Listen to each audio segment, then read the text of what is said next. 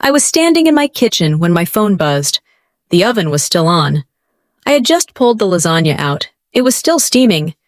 I remember because I was about to wrap it up and drive over like I always did on Saturdays. Then I saw the message. Mom, you're not invited tonight. Rachel wants it to be just immediate family. I read it once, then again, not because I didn't understand it.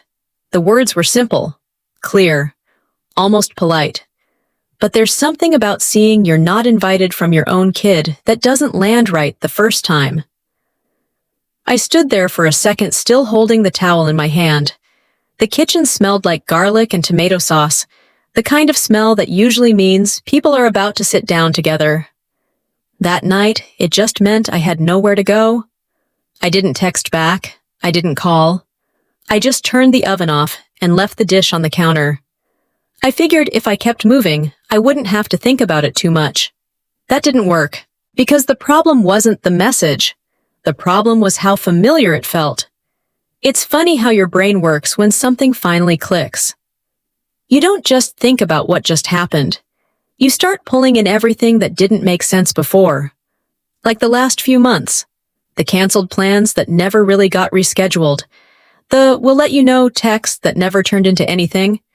The way Rachel always seemed to be the one replying, even when I texted Ethan directly. At the time, I told myself the same thing most parents tell themselves.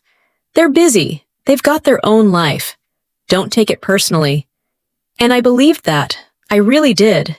But standing there in my own kitchen, looking at that message, I couldn't ignore the pattern anymore.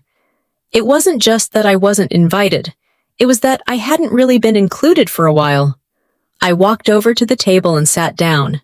The TV was on in the living room, some random show I wasn't watching. The sound just filled the space so it didn't feel completely quiet.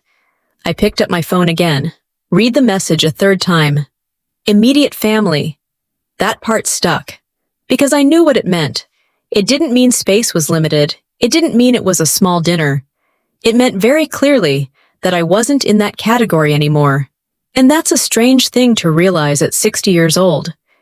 You spend decades raising someone, building your life around them, showing up every time they need something.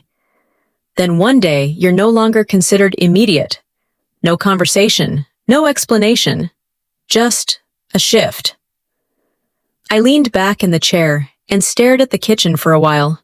Same cabinets, same table, same place I'd packed his lunches when he was in school, made birthday cakes, stayed up late, helping with homework. Nothing about the room had changed, but somehow my place in it had. I thought about texting him back. Something simple. Okay, maybe a question. Everything all right? I even typed it out. Then I deleted it. Because I realized something that made me pause longer than the message itself. This didn't start tonight. And whatever was happening, it wasn't about one dinner. I set my phone face down on the table and just sat there a little longer than I needed to. Not doing anything, just letting the room stay quiet. That's when the smaller things started lining up. Not all at once, just one after another. Like how Sunday dinners stopped being every week and turned into "we'll see." At first it made sense. Ethan had work. Rachel had her freelance projects. Life gets busy. I told myself that more than once. Then it became last-minute texts. Hey Mom, not tonight. Maybe next week. Next week would come and go. No mention of it. Then there were the group messages that didn't really feel like group messages anymore. I'd text Ethan. Rachel would reply. Not rude, not cold, just efficient. Hey Linda, we're keeping it small this weekend. Hey Linda, we've got a lot going on. Hey Linda, it's just easier this way. That phrase came up a lot. Easier. I remember one night asking Ethan if he wanted me to stop by and bring dinner. Nothing fancy, just something quick so they didn't have to cook. Rachel answered before he did. We're trying to keep things simple right now. Simple. That was another word that started showing up everywhere. At the time, I didn't question it. You don't want to be that parent. The one who pushes too hard. The one who doesn't understand boundaries. I've seen that. It never ends well. So I adjusted. I waited for invitations instead of assuming I was included. I stopped showing up unannounced. I gave them space. And for a while I told myself that's what healthy looked like. But sitting there in that kitchen with that message still sitting in my phone, I had to be honest about something I'd been avoiding. This wasn't just space. This was distance. There's a difference. Space still feels like you're part of something. Distance feels like you're slowly being removed from it. I leaned forward, elbows on the table, and tried to think of the last time I was actually part of a plan from the beginning. Not added later. Not updated. Not informed. Actually included. I couldn't come up with one. And that's when something else hit me. It wasn't just how often I saw them. It was how decisions were being made. Little things at first, then bigger ones. Plans, schedules, holidays. I wasn't being asked anymore. I was being told. When I was told at all. And most of the time, it didn't even come from Ethan. It came from her. I'm not saying Rachel was rude. She wasn't. She was polite, always polite. But there's a certain kind of polite that creates distance without ever sounding like it. The kind where everything is phrased in a way that makes it hard to push back. We've already decided. We think this works best. We're trying to keep things simple. No room for input, no space to step in. Just a finished decision. I picked my phone back up again and scrolled through a few old messages. Nothing dramatic, no arguments, no big fights, just a pattern. Short replies, delayed responses. Conversations that ended before they really started. And Ethan, he was still there in those messages. Just quieter, shorter, like he was trying to stay in the conversation without actually leading it. I stopped scrolling and looked back at the message from that night. You're not invited. It sounded blunt, but compared to everything else, it was almost honest. At least this time, no one tried to soften it. No, maybe next time. No, we'll figure something out. Just a clear line. And once you see a line like that, you start to wonder how long it's been there. Because lines like that don't just show up out of nowhere. They're drawn slowly, over time. And if you're not paying attention, you don't notice them until you're already standing on the wrong side of one. I sat there, phone still in my hand, and for the first time that night, a different kind of question started to take shape. Not about dinner, not about being invited. Something else. Something a little harder to ignore. Because if this had been happening for months, then whatever I was looking at now didn't start with a message. I opened my banking app without planning to. Just a quick check, I told myself. Nothing serious. It was right there. Spring 2 years ago. $120,000. Wire transfer. I remember that day more clearly than I expected. Ethan had called me in the afternoon. I could hear it in his voice before he even said anything. That mix of stress and excitement people get when they think they're about to lose something important. They had found a house in Gilbert. Good area, close to his work, competitive market, the kind of place that doesn't stay available long. He didn't ask right away. He explained. Rates were changing. Other buyers were already interested. They needed to move fast. They were short on the down payment. Not by a little, by a lot. I let him talk. Then I asked, how much do you need? There was a pause, just long enough to tell me he knew what he was asking. Then he said it. I didn't react, not out loud. In Arizona, that kind of number isn't unusual for a down payment anymore. Still, it's not small, not for anyone. But in that moment, I wasn't thinking about the number. I was thinking about him. So I said, okay. No negotiation, no hesitation, just okay. Before we hung up, he added one more thing. Mom, we'll pay you back once we refinance. Just give us a little time. It wasn't formal. No contract, no timeline, just a sentence. At the time, that was enough for me. I remember sitting at the same table logging into my account. I even stopped for a second before confirming the transfer. Not because I didn't trust him. Because a small part of me thought about writing something down. Nothing complicated. Just something clear. A simple agreement. I didn't do it. It felt wrong, like I was turning family into paperwork. So I sent it. $120,000. Just like that. I closed the app now and stared at the screen for a second longer than I needed to. Then I opened my email, searched Ethan's name, scrolled. There it was. The confirmation, the date, the amount, and his message right after. Thanks again, Mom. We'll figure out the details once things settle. I read that line again. Figure out the details. At the time it sounded reasonable. Now it sounded unfinished. I kept scrolling. Messages about the house, moving in, small updates, paint colors, furniture, normal things. Then I noticed something I hadn't paid attention to before. Every time the money came up after that, it wasn't Ethan who mentioned it. It was Rachel, and she never called it what he had called it. Not once. It was always, "Thanks for your help. We really appreciate the support." That made everything possible. Support, help, not loan, not payback, not "we'll return it." I scrolled back and forth slower this time, looking for something I might have missed. A message where Ethan corrected it, where he said, "No, we're paying her back." There wasn't one. And the strange part wasn't that I hadn't noticed before. It was that I hadn't wanted to. Because as long as I didn't look too closely, everything still felt normal, still felt like family. But sitting there now with that message from earlier still in my phone, things didn't fit the same way anymore. I opened the banking app again, looked at the number, $120,000. Then I thought about the words from that text, immediate family. And for the first time, those two things didn't feel separate. They felt connected, in a way that made a lot of other things start to make sense. I scrolled back further than I had before. Slower this time, not looking for anything specific, just paying attention in a way I hadn't. That's the thing about messages. They don't change. You do. A sentence that felt normal a year ago can sound completely different when you read it again. I opened a thread from about a year and a half back. Rachel had sent it. "Thanks again for your help. We couldn't have done this without you." At the time, I remember smiling when I read that. It felt like appreciation.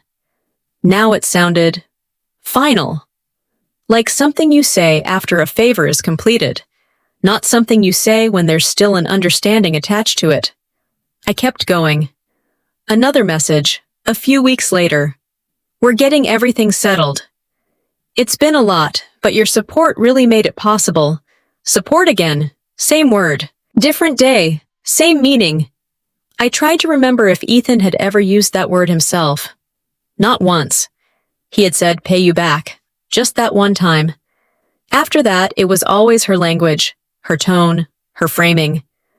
I clicked into another thread. This one was about a small repair in the house. Something about the AC unit. I had offered to help cover part of it. Just out of habit. Rachel replied within minutes. "We've got it handled, but thank you. We're trying to manage things on our own." Polite, clean, closed. That's the best way I can describe it. Everything sounded respectful, nothing sounded hostile, but every message had the same structure. A boundary, wrapped in courtesy. I leaned back in my chair and thought about that. Because it's easy to recognize conflict when people raise their voices. It's harder to see it when everything sounds reasonable. I went back to the money. Typed loan into the search bar. Nothing. Typed pay back. Just that one message from Ethan, 2 years ago. I stared at it for a second. Then I searched help. Dozens of results, all from her, all consistent, all careful. That's when it stopped feeling like coincidence. People don't repeat the same language by accident. They choose it. Over and over. And when you repeat something enough times, it becomes the definition. I set my phone down and rubbed my hands together like I was trying to warm them up. Not because I was cold, just thinking. Because the uncomfortable part wasn't that Rachel saw it as help. The uncomfortable part was that Ethan never corrected it. Not once. And that changes things. It means he heard it. It means he read those messages. It means he saw the same words I'm seeing now, and chose not to say anything different. I picked up the phone again and opened that first message from earlier that night. You're not invited. No extra words. No explanation. Just a decision. For a second, I almost appreciated the honesty. Because everything else I had just read wasn't direct. It was shaped, carefully, over time. And I started to see how that worked. You don't push someone out all at once. You adjust the language. You shift the tone. You reduce the space they take up. And eventually, they're just not there anymore. No argument, no scene, just a different version of the relationship. One where they don't have a say. One where they're informed, or not informed at all. I looked around the kitchen again. Same place, same table. But now there was something sitting there that hadn't been there before. Not anger, not even disappointment. Something more specific. A question, because if everything I was seeing was real, then it wasn't just about how they talked about the money. It was about what they had already decided, long before they ever said it out loud. I locked my phone and just sat there for a minute, staring at nothing in particular. Then I picked it back up and called Marianne. She answered on the second ring. Hey, Linda, everything okay? I hesitated for a second. Not because I didn't want to say it, just figuring out how to say it without making it sound bigger than it was. I need to ask you something, I said. Just generally. That's usually how it starts. She replied. I let out a small breath. If you transfer money to family, a large amount, and there's no paperwork, no agreement, what is that considered? There was no pause. A gift. I nodded. Even though she couldn't see me, even if there was a conversation about paying it back, was it written down? No. Then it doesn't exist. Her tone wasn't cold. It was just matter of fact. Years in banking will do that to you. I leaned back in the chair and looked at the ceiling. So there's no expectation, I asked. Legally, no. Morally, that's a different conversation. That part stayed with me. Morally. Because that's where everything I had been thinking about all night actually lived. Not in a contract, not in a document, in understanding, in what was said and what wasn't. I'm not trying to get anything back, I said almost automatically. I didn't say you were, she replied, but you should be clear about what you think it is, and what they think it is. I didn't answer right away, because for the first time I realized something simple that I hadn't allowed myself to think before. We had never actually agreed on that. Not clearly, not directly. I thanked her and hung up. The kitchen felt different after that call. Not heavier, just clearer. I picked up my phone again and opened Ethan's message. You're not invited. I read it once, and this time it didn't feel like a random decision. It felt consistent. That's the word that came to mind. Consistent with the messages. Consistent with the language. Consistent with the way decisions had been handled for months. I wasn't being left out of dinner. I wasn't being left out of plans. I had been left out of the process entirely. Long before tonight. I leaned forward and rested my arms on the table. Because once that idea settles in, everything starts to line up in a way that's hard to ignore. The money, the messages, the tone, the silence. It all pointed in the same direction. Not away from me exactly, just around me. Like I was still there technically, but not involved. And that's a strange position to be in. You're included enough to feel responsible, but excluded enough to have no say. I thought about that call again. Legally, it's a gift. That part didn't bother me as much as I expected. What bothered me was everything around it. The fact that something that big could happen, and I wasn't part of the decision about what it meant. Not really. Because if I had been, it would have been clear. Written down, agreed on. Instead, it was left open, and open things don't stay open forever. Someone closes them, one way or another. I looked back at the message one more time. You're not invited. And for the first time that night, I didn't feel confused by it. I understood it. Not as a one-time thing, but as the result of something that had already been decided. without me ever being in the room when it happened. I opened my laptop and stared at a blank screen. For a while, I didn't type anything. I just sat there, hands on the keyboard, thinking about how easy it would be to let it go. Close the laptop, go to bed. Wake up tomorrow and pretend none of it mattered. That would have been the easier version of me. The one who didn't want to make things uncomfortable. The one who kept things smooth. I stayed there a little longer. Then I started typing. Ethan, I want to clarify something about the money I transferred in 2022. I stopped, deleted the whole line, started again. Not because I didn't know what to say, because I knew exactly what I wanted to say, and I was trying to figure out how to say it without sounding like I was accusing anyone of anything. That took longer than I expected. I kept it simple. No emotions, no long explanations, just facts. I wrote back when I sent the $120,000 you mentioned. It would be paid back after refinancing. I'd like to confirm how you both are viewing that now. I read it twice. It sounded calm. Too calm, maybe. I added one more line. If it's being treated as a gift, that's fine. But I need clarity so I can plan my finances going forward.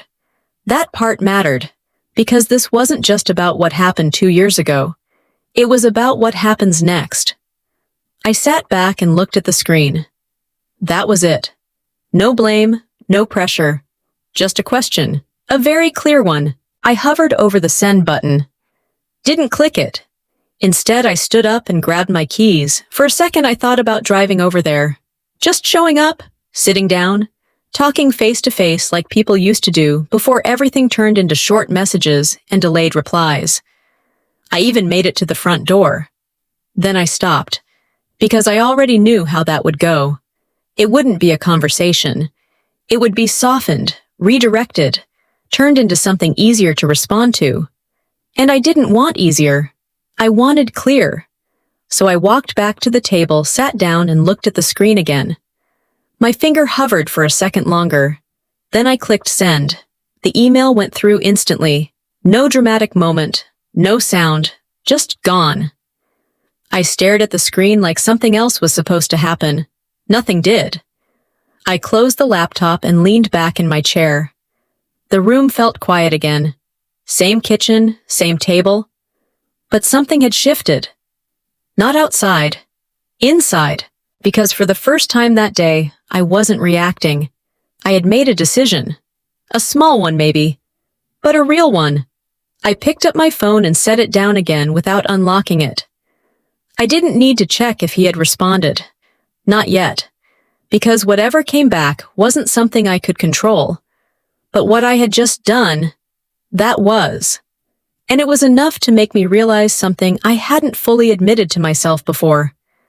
I wasn't trying to get the money back. I was trying to understand where I stood. And more importantly, where I didn't anymore. I didn't check my email that night. Not before bed. Not first thing in the morning either. That was new for me. Usually, if I sent something important, I'd be waiting for a response. Refreshing, rereading, trying to guess what the other person was thinking. This time, I made coffee instead, sat by the window, let the morning pass without looking at my phone. It wasn't that I didn't care. It was that I had already said what needed to be said. And whatever came next wasn't something I could rush. By mid-morning, I checked. One email. From Ethan. No subject line. I opened it. I think there's been a misunderstanding. That was it. No explanation, no answer to what I actually asked, no mention of repayment, no mention of a gift, just that. I read it once and closed it, then opened it again just to make sure I hadn't missed something. I hadn't. There's a certain kind of response that sounds like a reply, but doesn't actually respond to anything. This was one of those. I didn't write back, not right away. Instead, I stood up, grabbed my keys, and left the house. No plan, just needed to get out for a bit. I ended up at a small community center a few miles away. I had seen a flyer there a few weeks earlier about a volunteer tax program. People helping others file returns, basic stuff. I walked in and asked about it. Filled out a form, nothing big, just something. It felt strange doing something in the middle of the day that had nothing to do with anyone else's schedule. No waiting for a message, no adjusting plans, just showing up. Over the next few days, I didn't bring up the email again. Not with him, not with anyone. And something interesting happened. The silence stayed. No follow-up from Ethan, no message from Rachel, nothing. And for the first time, I noticed something about that silence. It wasn't uncomfortable. It was informative. Because before silence meant I should reach out, fix it, smooth it over, keep things moving. Now silence just meant exactly what it was. No one was engaging, and I didn't have to fill that space. I started paying attention to my own habits, how often I checked my phone, how quickly I responded, how easily I made myself available. And once I saw it, I couldn't unsee it. I had been easy to reach, easy to rely on, easy to include when it worked for them, and easy to leave out when it didn't. Not because anyone said it out loud, because I allowed it. So I changed one thing. I stopped being automatic. No more jumping in to help before being asked. No more offering solutions no one requested. No more rearranging my time just in case someone might need something. It wasn't dramatic. There was no announcement, just a quiet shift. If a message came in, I answered when I was ready. If a plan was mentioned, I decided whether it worked for me. And if nothing came in at all, I didn't chase it. That was the biggest change, not chasing.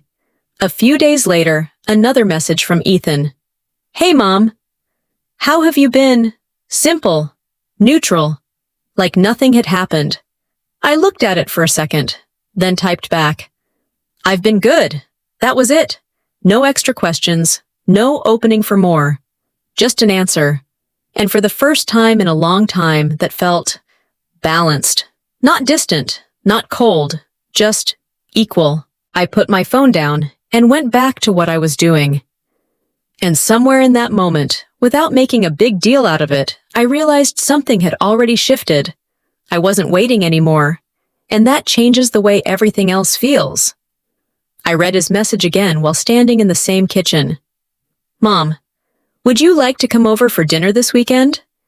It was almost the same setup. Same phone, same table. Same kind of sentence. Just different words. I didn't rush to answer, not because I was trying to prove a point, just because I didn't feel that urgency anymore. A few months ago, I would have read that message 3 times, wondering what it meant, what had changed, what I should say back to keep things smooth. This time I just stood there and thought about something simpler. Did I want to go? Not should I. Not what does this mean. Just, did I want to go? That question didn't exist for me before. For years I showed up because that's what you do. You help, you support, you make yourself available. You don't ask if it works for you, you just go. But something shifted along the way. Not in them, in me. I had already accepted something I didn't have words for at the time.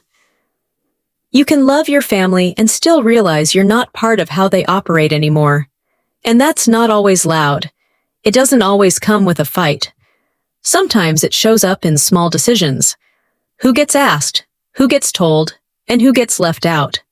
That night in my kitchen wasn't about one dinner. It was a moment that forced me to see a pattern I had been ignoring.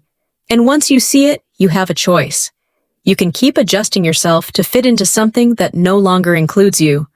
Or you can step back and decide where you stand. That's the part people don't talk about in most family drama. Not everything needs a confrontation. Not every situation needs a speech. Sometimes the most effective move is quiet. You stop overextending. You stop assuming. You stop filling in the gaps for other people. That's what this turned into for me. Not a big reaction, just a different way of showing up. Or not showing up. When I finally replied, it was simple. Yes? I'd like that. No extra words. No explanation. And for the first time, I knew I wasn't going because I was invited. I was going because I chose to. That's a different position. And it changes everything. If there's anything I've learned from this, it's this: being left out doesn't mean you've lost your value. It just means the situation has changed. And if you don't adjust with it, you end up holding onto a role that no longer exists. A lot of family revenge stories make it seem like you need to get even, like you need to prove something. But the truth is, most real revenge stories don't look like that. They're quiet. They're controlled. They look like boundaries. They look like self-respect. They look like knowing when to step back instead of stepping in. That's what this was. Not about winning, not about losing, just about understanding where I stand and acting accordingly. If you've ever felt pushed to the side in your own family, you already know how complicated that feels. But you also know this: you don't need an invitation to have a life. You don't need approval to move forward. And you don't need to stay in a place that only works when you make it work for everyone else. If this story meant something to you, take a second and subscribe. This channel is built around real family drama, real experiences, and the kind of revenge stories that don't always look dramatic, but change everything. And sometimes the strongest move you can make is the one no one else sees.